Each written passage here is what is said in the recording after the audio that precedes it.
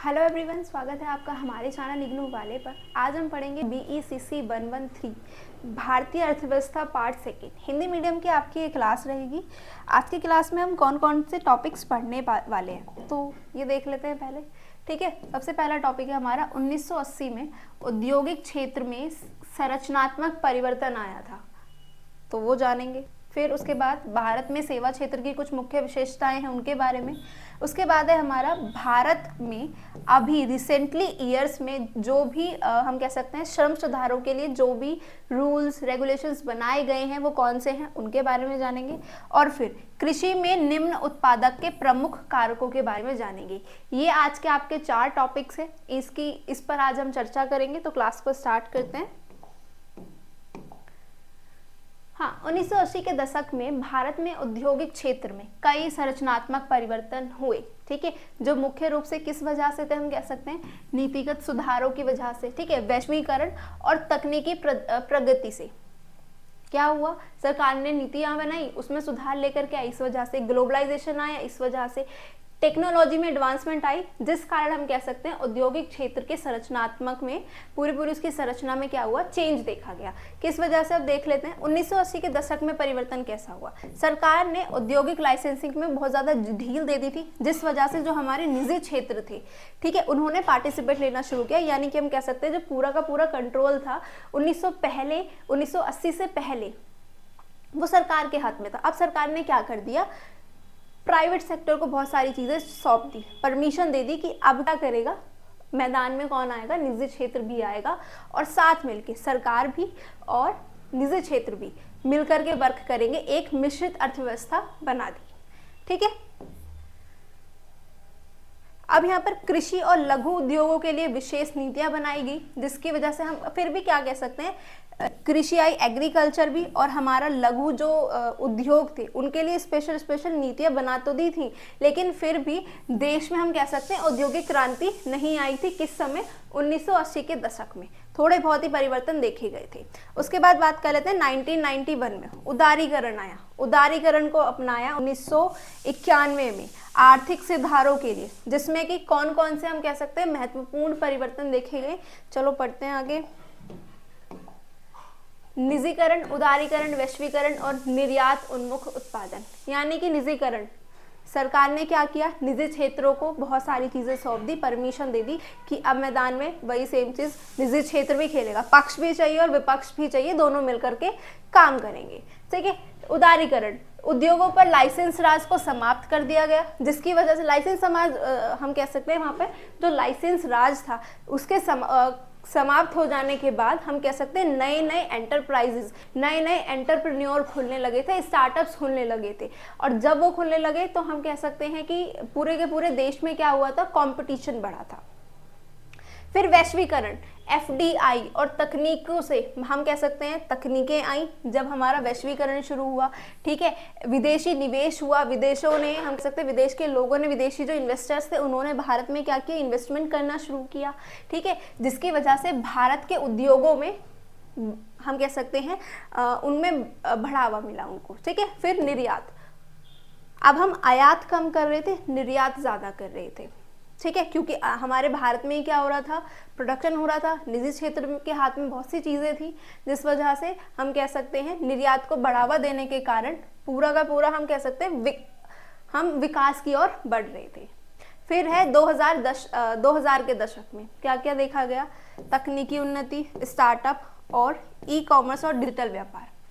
तकनीकी उन्नति क्या है, सूचना प्रौद्योगिकी और ऑटोमेशन के कारण औद्योगिक उत्पादकता बढ़ी।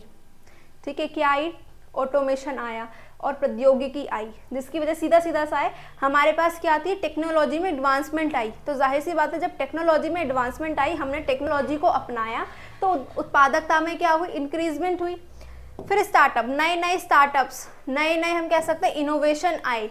ठीक है, और फिर ई-कॉमर्स यानी कि इलेक्ट्रॉनिक कॉमर्स, पूरा का पूरा हम कह सकते हैं जो व्यवसाय है किस में किसी में बदला था, डिजिटल में। ठीक है, इलेक्ट्रॉनिक कॉमर्स में, डिजिटल में, हम अब कह सकते हैं कि पूरी तरीके से 2000 के दशक में जो पूरा व्यवसाय था, जो पूरा का पूरा औद्योगिक क्षेत्र था, वो किस में बदला था? Technology advance. अब हम 2000 के दशक में पूरी तरीके से टेक्नोलॉजी को अपना चुके थे। हम पूरी तरीके से किसको यूज़ कर रहे थे? कैपिटल को यूज़ कर रहे थे, तकनीकी को यूज़ कर रहे थे, उन्हें चलाना सीख रहे थे, स्किल ले रहे थे उसके लिए, ठीक है, ट्रेनिंग ले रहे थे। ओके, अब यहाँ पर आपका क्वेश्चन आता है भारत में सेवा क्षेत्र की कुछ मुख्य विशेषताएं, जिसे हम कहते हैं टेरिटरी सेक्टर। ठीक है, बहुत सारे योगदान रहे, सबसे बड़ा योगदान रहा जिसमें कि हमारे टॉपिक्स हैं, जैसा कि पहला है अर्थव्यवस्था में प्रमुख योगदान रहा, रोजगार सृजन हुआ, वैश्वीकरण, डिजिटल क्रांति पर प्रभाव आया, और फिर शहरीकरण और उपभोक्तावाद में वृद्धि हुई। कैसे? अर्थव्यवस्था में, यानी कि भारत की जो जीडीपी है उसमें सेवा क्षेत्र का जो योगदान रहा था वो कितना था? 50% से ज़्यादा था। यानी कि सेवा क्षेत्र 50% से ज़्यादा योगदान किस में देती थी? अपना जीडीपी को देती थी। फिर रोजगार सृजन, यानी कि रोजगार मिलने लगे लोगों को, ठीक है, विशेष रूप से कहाँ पर? बैंकिंग में, बीमा में, आईटी में, ठीक है, और टूरिज्म में, और साथ ही साथ शिक्षा में लोगों को रोजगार मिलना शुरू हुआ। वैश्वीकरण और डिजिटल क्रांति का प्रभाव पड़ा, आईआईटी आया, ठीक है, जिससे हम कह सकते हैं आईआईटी नहीं, आईटी और बीपीओ सेवाओं के कारण भारत वैश्विक आउटसोर्सिंग केंद्र बन चुका था। ठीक है, फिर है हमारा शहरीकरण और उपभोक्तावाद में वृद्धि। ये क्या हुआ? अब लोगों की आय बढ़ी, लोगों की जीवन शैली, लाइफ स्टाइल में क्या देखा जा रहा था? सुधार आ रहा था, जिस कारण लोग, हम कह सकते हैं, क्या कर रहे थे? माइग्रेशन कर रहे थे। कहाँ से? ग्रामीण क्षेत्र से शहरी क्षेत्र की ओर, क्योंकि वहाँ पर देख रहे थे शहर की तरफ कि आय ज़्यादा है, लोगों की लाइफ स्टाइल में सुधार है, और जिस कारण क्या हुआ? वहाँ पर उपभोक्तावाद में भी वृद्धि हुई, सेवा क्षेत्र में मांग बढ़ने लगी। ठीक है, चलो आगे बढ़ते हैं। और क्या है हमारा यहाँ पर? ओके, वित्तीय और स्वास्थ्य सेवाओं में विस्तार देखा गया। वित्तीय और स्वास्थ्य सेवाएं कौन सी होती हैं? बैंकिंग हो गया, बीमा हो गया, स्वास्थ्य हो गया, शिक्षा। इन सेवाओं में हम कह सकते हैं लगातार बढ़ोतरी देखी जा रही थी। निर्यात में वृद्धि हो रही थी, सरकार द्वारा बढ़ावा। सरकार अब क्या कह रहे हैं? सरकार सपोर्ट कर रही थी। सरकार क्या चाहती थी कि इंडिया में स्टार्टअप, जैसे भारत ने बहुत सारी योजनाएं चलाई, जैसे कि digital India, make in India, startup India, जिसकी वजह से जो सेवा क्षेत्र था उसको बढ़ावा दे रही थी कौन?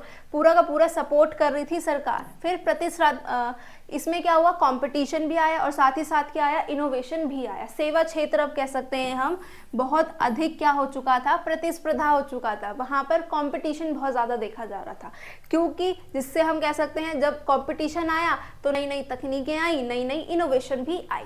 ठीक है, और साथ ही साथ उन्हें अपनाया भी जा रहा था। ठीक है जी, तो ये हम कह सकते हैं सेवा क्षेत्र के कुछ हमारे प्रमुख विशेषताएं हैं। आगे बढ़ते हैं।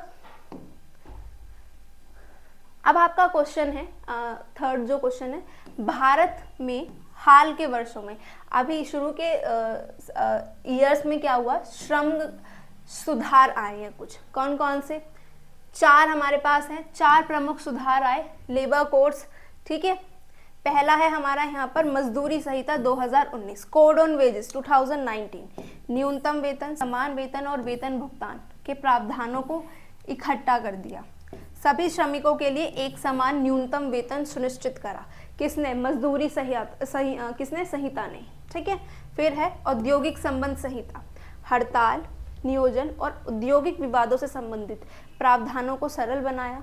साथ में श्रमिकों और नियोक्ताओं के बीच सामंजस्य स्थापित करने का प्रयास करा। हमने अभी तक पढ़े, अभी जो हमारे श्रम सुधार थे उसके हमने 2 पॉइंट्स पढ़े। पहला है 2019 का मजदूरी संहिता, जिसमें कि हमारे जो वेतन होगा कौन कौन सा? एक तो न्यूनतम है, एक सामान्य है, एक तो बहुत कम, और एक जर्नल जो हमारा वेज होगा। ठीक है, और उसका जो हमारा वेज का भुगतान होगा, जो पेमेंट होगी, वो सारी की सारी क्या कर दी?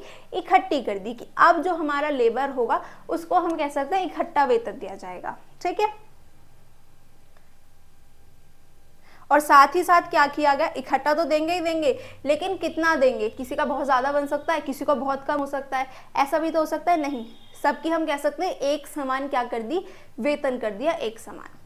फिर बात कर लेते हैं औद्योगिक संबंध। श्रमिकों का जो औद्योगिक संबंध था, ठीक है, हड़ताल थी, बहुत सारे नियोजन थे और औद्योगिक को लेकर के बहुत सारे विवाद थे। तो उनके जो संबंध थे, उनके संबंधों के लिए हम कह सकते हैं सरकार ने क्या किया, सपोर्ट किया और कुछ योजनाएं बनाई, जिसकी वजह से जो श्रमिक होंगे, ठीक है, और जो हमारे औद्योगिक क्षेत्र हैं उनके बीच में एक संबंध रहेगा, पॉजिटिव संबंध, ठीक है। और साथ ही साथ क्या यहाँ पर हम कह सकते हैं सरकार ने किस चीज़ का प्रयास किया था, सामंजस्य, यानी कि अब दोनों के दोनों क्षेत्र, हमारा जो औद्योगिक क्षेत्र है वो और जो हमारा श्रमिक क्षेत्र है, यानी कि श्रम के लिए जो सुधार किया जा रहा है, जो श्रमिक क्षेत्र है उनके बीच में एक सामंजस्य रहे कि यहाँ पर दोनों चीज़ों को समझे, दोनों के लिए नीतियाँ बनाई गई हैं, दोनों के लिए योजनाएं हैं कि ये औद्योगिक जो है वो श्रमिक की हम कह सकते हैं डिमांड पूरी करे, और जो श्रमिक की डिमांड है, जो श्रमिक से डिमांड की जा रही है उद्योग की, वो कौन करे, श्रमिक करे, ठीक है, यानी कि दोनों की डिमांड दोनों ही कंप्लीट करे, ठीक है। एक तरह से हम कह सकते हैं सामंजस्य स्थापित करने की कोशिश की। फिर हमारा यहाँ पर सामाजिक सुरक्षा 2020, और उसके बाद आया यहाँ पर व्यवसायिक सुरक्षा, स्वास्थ्य एवं कार्यस्थिति संहिता। सामाजिक सुरक्षा ये क्या है, असंगठित क्षेत्र के श्रमिकों को सामाजिक सुरक्षा का दायरा प्रदान किया गया, यानी कि सीधा सा श्रमिकों को क्या दी गई, सुरक्षा दी गई, सामाजिक सुरक्षा। भविष्य निधि, कर्मचारी राज्य बीमा और अन्य सुरक्षा योजनाओं का हम कह सकते हैं विस्तार हुआ, सरकार ने सपोर्ट किया किसको, श्रमिकों को। व्यवसायिक सुरक्षा, स्वास्थ्य और कार्यस्थिति संहिता, यानी कि श्रमिकों को सुरक्षा, पूरा का पूरा एक सुरक्षित कार्य माहौल मिलना चाहिए और साथ ही साथ उन्हें वहां से क्या मिले, स्वास्थ्य लाभ भी मिले, ठीक है। विभिन्न क्षेत्रों में कार्यस्थल की स्थिति में सुधार लाना चाहा, ठीक है जी। तो ये थे हमारे कोई 4 पॉइंट्स जो अभी अर्ली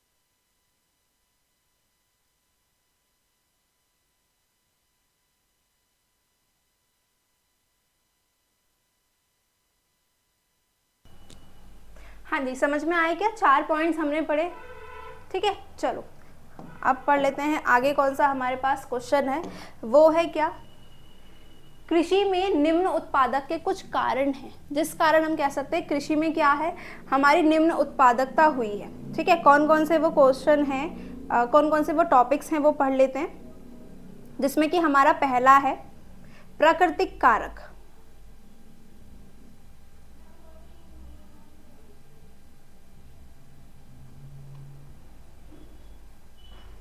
चलो अब यहाँ पर पढ़ लेते हैं, भारत में कृषि क्षेत्र में निम्न उत्पादक के कई सारे कारण, जिस वजह से हम कह सकते हैं कि जो उत्पादकता होती है कृषि द्वारा वो बहुत कम होती है। कौन कौन से पॉइंट्स है, पहला है हमारा प्राकृतिक कारक, जलवायु परिवर्तन है, जो हमारी भूमि है उसमें निम्न गुणवत्ता है, बहुत कम क्वालिटी है, और जल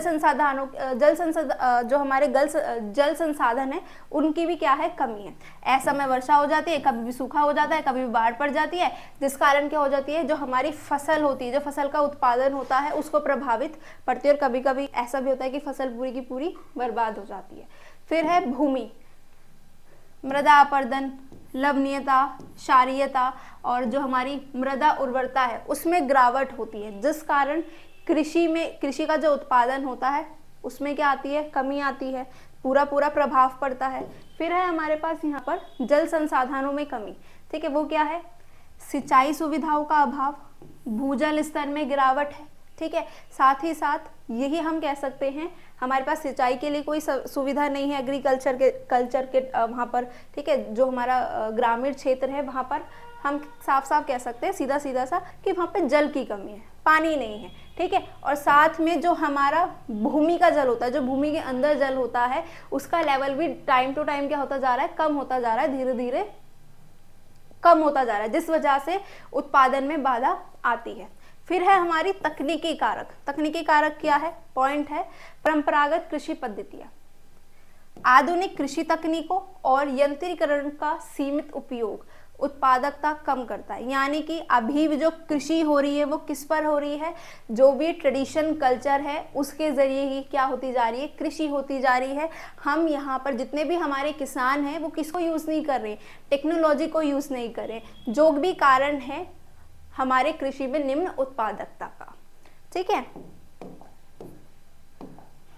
फिर है यहाँ पर गुणवत्ताहीन बीज और उर्वरक, यानी कि हम यहाँ पर क्वालिटी वाले बीज यूज नहीं कर रहे हैं। ठीक है। और यहाँ पर सबसे ज्यादा किसका यूज हो रहा है, रासायनिक उर्वरकों का यूज हो रहा है, जिस वजह से जो हमारा उत्पादन है वो पूरा इफेक्ट पड़ता है उस पर। कम मशीनरी उपयोग, मशीन का यूज नहीं हो रहा है। ठीक है। उसके बाद है आर्थिक कारक। आर्थिक कारक क्या है, किसानों की वित्तीय कमजोरी। किसानों के पास हम कह सकते हैं सीधा सा फाइनेंशियल प्रॉब्लम है, जिस वजह से भी कृषि की जो कृषि है वो तकनीकों को यूज नहीं कर पाते हैं। ठीक है। क्योंकि उनके पास पैसे नहीं है, वो तकनीक को खरीद नहीं सकते, जिस वजह से भी जो हमारी उत्पादकता है उसमें कमी आती है। फिर है कर्ज का बोझ। कर्ज होता है, अधिकतर जो किसान होते हैं वो साहूकारों और गैर संगठित क्षेत्रों से क्या ले लेते हैं, बहुत ज्यादा ब्याज दर पर पैसा ले लेते हैं, वो पे ही करते रह जाते हैं, जिस वजह से भी हमारे उत्पादकता में कमी आती है। बाजार की अस्थिरता, किसानों को उनकी फसलों का उचित मूल्य नहीं मिल पाता। हाँ, यहाँ पर हम कह सकते हैं जो उनकी फसल होती है, जो उनका उचित मूल्य होना चाहिए, ठीक है, वो उन्हें नहीं मिल सकता, जिससे वे आधुनिक कृषि तकनीकों में निवेश नहीं कर पाते। यानी कि सिर्फ और सिर्फ सीधा सा है, उतनी ही पेमेंट कृषियों को मिल पाती है जितना वो अपना, हम कह सकते हैं, अपनी बेसिक नीड्स पूरी कर सके। उन्हें कुछ प्रॉफिट मिलता ही नहीं है कृषि करने के बाद। जो भी वो उत्पादन करते हैं उस उत्पादन से उन्हें सिर्फ उतना ही पेमेंट मिलता है जितना सिर्फ और सिर्फ, जिसकी वजह से वो, हम कह सकते हैं, कुछ बचा ले, नहीं, वो बचा भी नहीं पाते हैं। या तो वो अपनी बेसिक नीड पूरी कर लेंगे, या फिर अब जो उन्होंने उत्पादन करना है, जो भी उगाना है, जिसकी भी फसल करनी है, या फिर सिर्फ और सिर्फ उसके पैसे बचते हैं। ठीक है जी। तो ये कुछ पॉइंट्स हैं जिसके कारण हम कह सकते हैं कृषि में निम्न उत्पादकता होती है। ठीक है जी। सो आज की क्लास में इतना ही रखते हैं, नेक्स्ट क्लास में मिलेंगे नए टॉपिक्स के साथ। Thank you, bye bye.